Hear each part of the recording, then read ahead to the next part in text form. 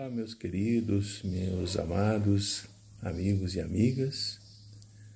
Hoje vou comentar um pouco sobre a questão dos obsidiados, daqueles que são controlados mesmo por espíritos perversos, por espíritos cruéis. Embora muitas pessoas não acreditem nisso, esse é um fato que existe, assim como existe a lei da gravidade. E nós não vemos, mas ela está agindo. Então, todo obsidiado, quando ele dorme, ou quando ele entra num repouso, quando ele se ausenta do corpo físico, durante o sono, ou aquela madornazinha que nós passamos à tarde, ou durante o repouso noturno, ele não vai desfrutar da paz que ele tanto deseja. Aqueles processos que ele vivencia de ouvir vozes, de se sentir perseguido, ameaçado, atormentado, continua. Não muda nada, até aumenta. É porque ele está enlaçado, ele está envolvido pelo obsessor, pelo espírito mau, pelo espírito que quer vingança, pelo espírito que deseja prejudicar. E normalmente o olhar do espírito obsessor ele é dominador. E o encarnado, desdobrado, durante o sono, ele vai se inclinar, ele vai aceitar esse comando de submissão nesse estágio que ele se encontra. E ele não conseguirá identificar, sentir a presença dos amigos espirituais que estão ali ao redor dele. Mas a onda mental do encarnado está totalmente controlada pelo espírito obsessor e aceita pelo encarnado. Por isso que os amigos nada podem fazer ou muito pouco. E ele vai sim apresentar sinais de terror noturno. E esses sinais são evidentes, eles são perceptíveis quando o encarnado está ouvindo as acusações que o espírito obsessor, que deseja vingança, estão sendo lançadas à sua face, à sua cara. E ele se apavora, ele se abala com isso. E quando o encarnado ele consegue sossegar o corpo físico, quando por cansaço o corpo físico acaba por ceder, ele vai cair naquele pesadelo agitado, onde o assédio do espírito ou dos espíritos obsessores em desequilíbrio vai sim agir profundamente, vai pressioná-lo ao sentir que está sob ataque ferrenho e que ele não terá paz. O encarnado ele não conseguirá se libertar das lembranças, dessas lembranças que o assediam, que o afligem na atual encarnação, sendo elas do passado, de outras encarnações, ou mesmo da encarnação atual. Nada impede que o encarnado tenha obsessores já desta encarnação, dependendo do comportamento que ele tem na sua vida como um todo, o que ele pensa, o que ele fala, o que ele faz. E, portanto, quando alguém, por loucura, por ciúmes ou outro sentimento negativo qualquer, quando alguém deseja, por exemplo, a morte de uma outra pessoa, seja por fatores os mais variados, quando chega mesmo ao ponto de imaginar, de planejar, de visualizar ou facilitar para que essa morte aconteça e venha aos poucos, vamos dizer assim, permitir que aquele desejo, que aquele ódio vá ocupando o próprio coração, ele está já sob a influência de espíritos obsessores. Quando, por exemplo, no ciúme, que nos deixa cegos, ao ponto de nós suspirarmos, ao ponto de nós com todas as nossas forças, desejarmos o desaparecimento daquele desafeto, daquela pessoa que nós não gostamos, meus amigos, nós estamos abrindo campos para o assédio espiritual. Nós estamos abrindo campo na nossa mente para que esses espíritos possam, pouco a pouco, ir nos controlando, ir nos dominando, porque nós, mesmo que inconscientemente, no nosso ódio, no nosso ciúme, na nossa inveja, nós estamos alimentando um desejo, um secreto, um anseio de presenciar o fim daquele que nós não gostamos, ou daquela que nós não gostamos.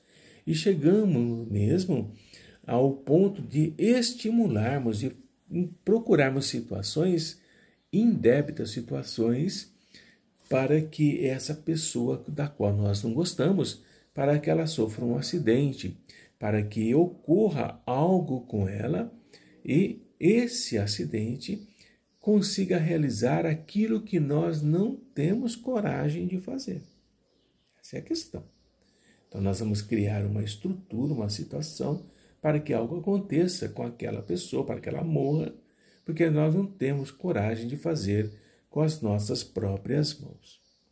Mas isso não nos isenta da responsabilidade de preparar toda uma estrutura para que aquele outro, aquela outra, venha a sucumbir, venha a perder a sua vida.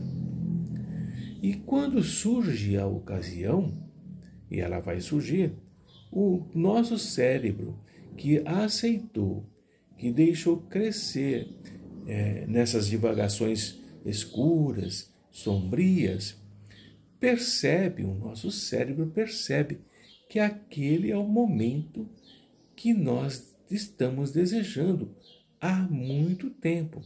É o momento para consumar, para acontecer aquele velho propósito de nos liberarmos do nosso desafeto, da nossa desafeta. E do projeto nós passamos para a ação. Nós saímos do campo do projeto mental e entramos no campo do projeto que levará à atitude, que irá tirar a vida daquele encarnado, daquele desafeto, daquela desafeta. Qual é a questão? Quando nós somos vencidos, dominados, controlados por pensamentos sinistros, por pensamentos doentios, que vão dominando a nossa cabeça, e nós mesmo, com a oportunidade que se apresenta à nossa frente, nós não titubeamos, porque aquela oportunidade é aquela que nós já desejamos há muito tempo. Nem nos damos conta de quanto isso é terrível, de quanto isso é pavoroso, para que a morte acabe por separar-nos daquele que nós odiamos, daquele que nós não gostamos, para que essa morte ocorra.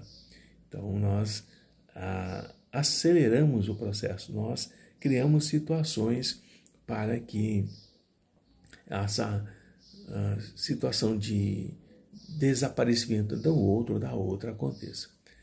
Não raro, nós nos arrependemos de imediato. Após o acontecimento, nós nos arrependemos, mas o fato já está consumado. O fato consumado nos leva ao remorso, mas não há mais nada a fazer.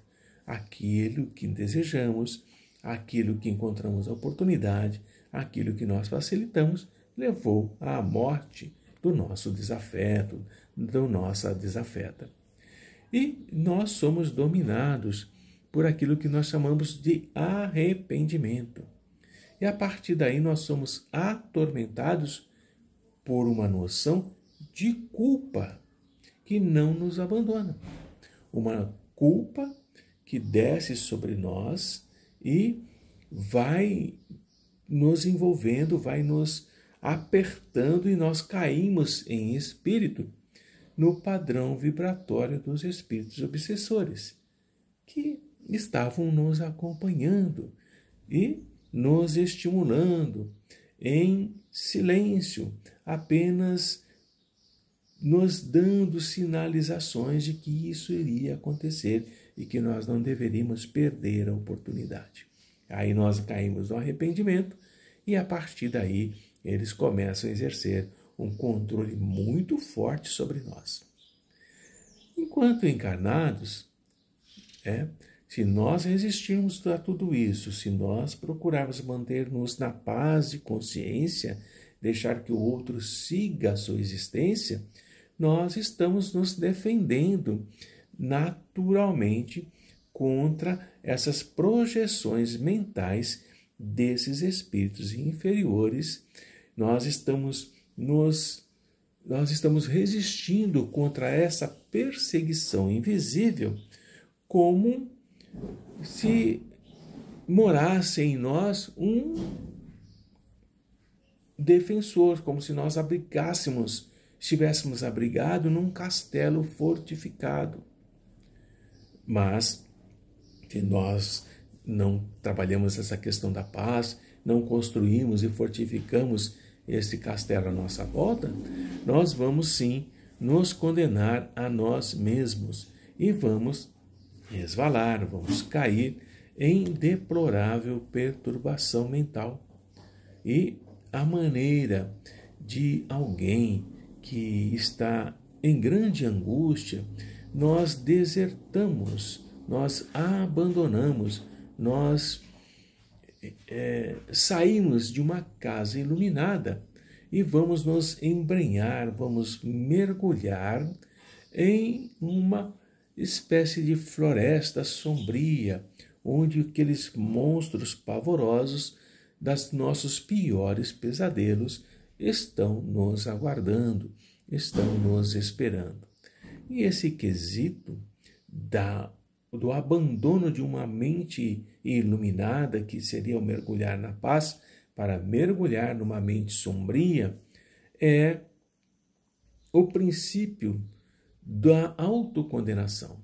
Nós começamos a nos autocondenarmos diante daquilo que nós permitimos que acontecesse. Nós vamos perdendo a alegria do dia a dia, nós vamos deixando para trás aquela tranquilidade que nos era própria. Nós ficamos desassossegados, infelizes, angustiados, apavorados, trêmulos, começamos a ter situações de desequilíbrio mental. Mas quem de nós não é responsável pelas ideias que nós projetamos de nós mesmos, não é mesmo? Todas as ideias que nós projetamos de nós mesmos é de nossa responsabilidade, sejam elas boas ou sejam elas más. A projeção em si representa aquilo que nós somos interiormente. E as nossas intenções podem ser atenuantes ou agravantes das faltas que nós cometemos ou pretendemos cometer. Por isso a necessidade da vigilância dos nossos pensamentos. Jesus sempre diz isso: vigiai e orai, para que não vos aconteça algo pior. E são os nossos desejos, são as nossas vontades, são as nossas forças mentais que vão se coagular, vão se concretizar, vão se materializar naquilo que nós desejamos e levamos isso à prática das nossas ações, que no fundo, lá no nosso profundo eu, constituem sim o verdadeiro campo em que a nossa vida se manifesta, a nossa vida se projeta, a nossa vida se movimenta. Então nós podemos movimentar-nos em um campo de paz ou em um campo de desassossego, de desespero, porque as nossas projeções mentais ou são de paz ou são de desassossego. A grande questão é que Como Jesus disse, conhece-se a árvore pelos seus frutos. Os frutos falam pelas árvores que os produzem. A árvore que você é produz bons frutos ou produz maus frutos? Os seus frutos dizem que árvore que você é. E é nesse sentido que as nossas obras, as nossas construções, na esfera viva da nossa consciência, não é daquilo que pensam de nós, ou daquilo que nós falamos, ou daquilo que nós fingimos ser. A expressão viva da nossa consciência, elas são expressões que gritam de nós mesmos, nos revelam para os espíritos. Eles nos leem como um livro aberto, tanto os amigos quanto aqueles que são nossos adversários. Não adianta fingirmos e procurarmos uma ajuda disfarçadamente. A forma do nosso pensamento, ela dá a feição, ela dá a característica do nosso destino.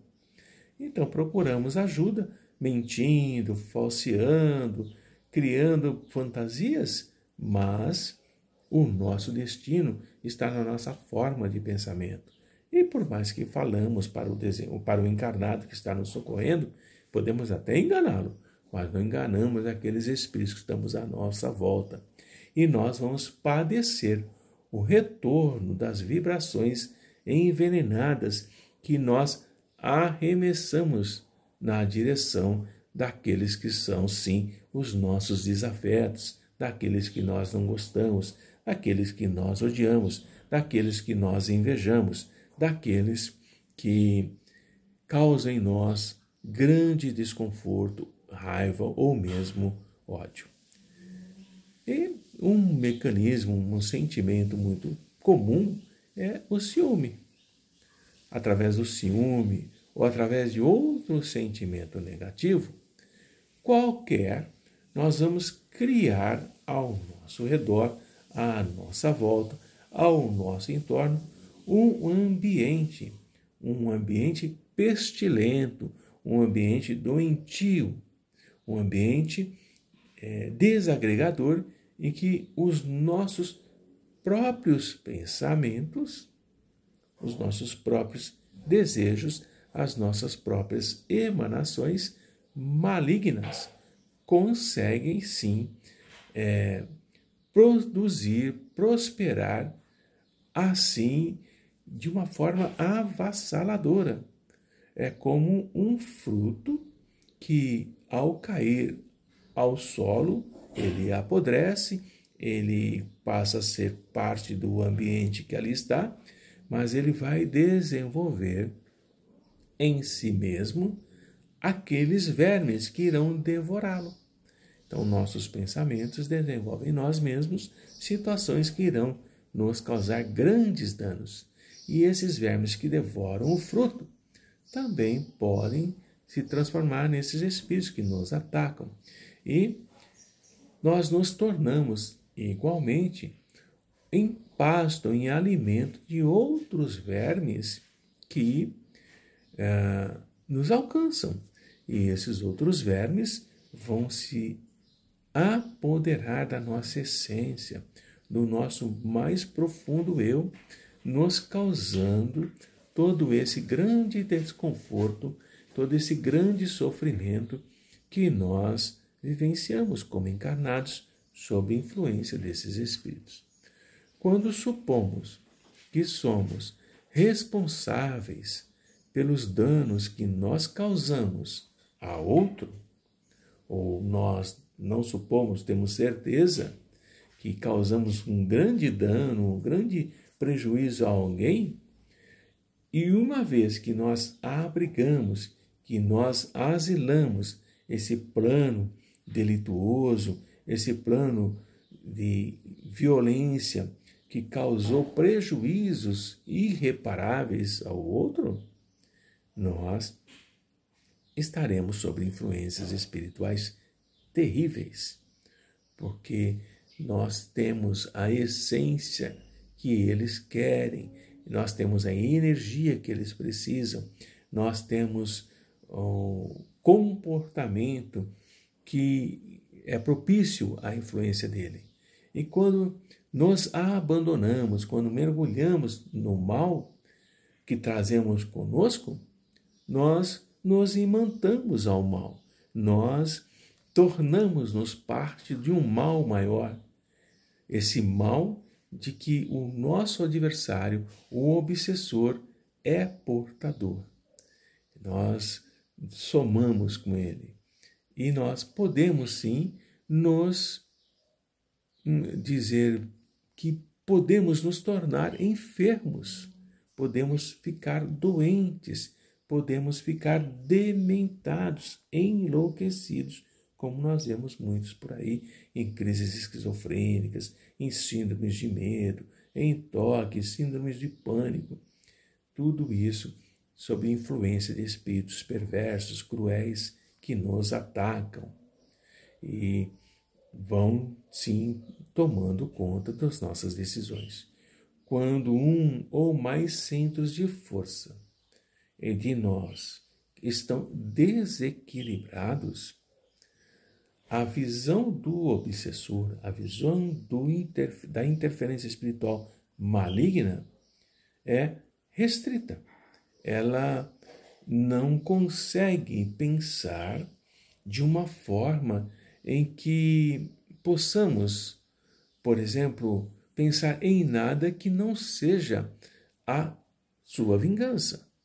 Nós não conseguimos sair do pensamento contínuo de nos vingarmos, porque eles também estão influenciando para que fiquemos mergulhados nesse processo de loucura de vingar-se.